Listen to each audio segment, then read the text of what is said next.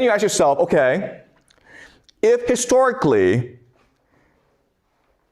we know that empires will collapse, why do they do this? And the answer is because it benefits them in the short term. Okay? This is a short-term solution that creates long-term problems, but who cares about the long term? Let's just enjoy the short term, okay? All right?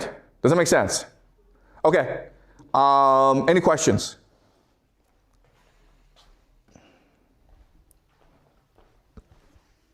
But for the war between Iran and America, you previously said that America will lose the war, but according to the analysis that you just did, like America will try to control nations around China and those nations, but it will finally backfire. So the result of that predictions will still be America will lose, right?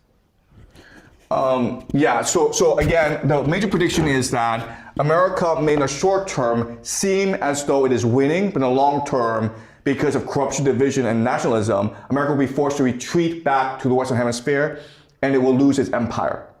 All right? And yes, America will lose the war in Iran.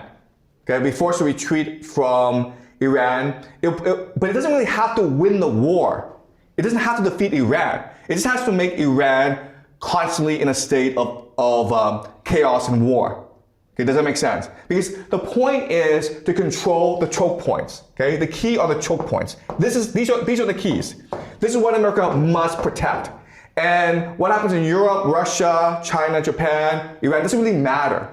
But what America wants to do is create as much chaos as possible in these places so that they depend on America for resources, for financing, for weapons. Okay, does that make sense? Okay, America doesn't really care anymore if it loses its war in Iran. That's not the point. The point is to maintain control over these strategic choke points, so the world depends on American resources to survive. Okay? Yeah? Does China or any other countries discerns that America is trying to control the trade route of China? Oh, look. Okay. What America is doing is obvious. All right? It's silly. It's really obvious to people, right? There's nothing you can do about it. There's nothing you can do about it because America has a blue water navy that controls the oceans. So the question then is, what happens in the long term? Well, in the long term, what's going to happen is that Russia will challenge America in these choke points, okay? And this is already happening in Cuba, okay? Cuba is here.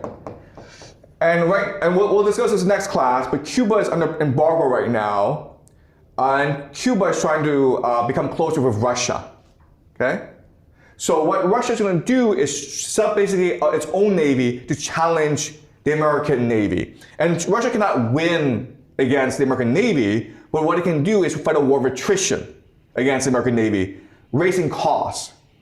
Okay? That's number one. Number two is that if America can go and blow up energy supplies around the world to make the world more dependent on America, well, Russia can also blow up energy supplies to make the world dependent on Russia.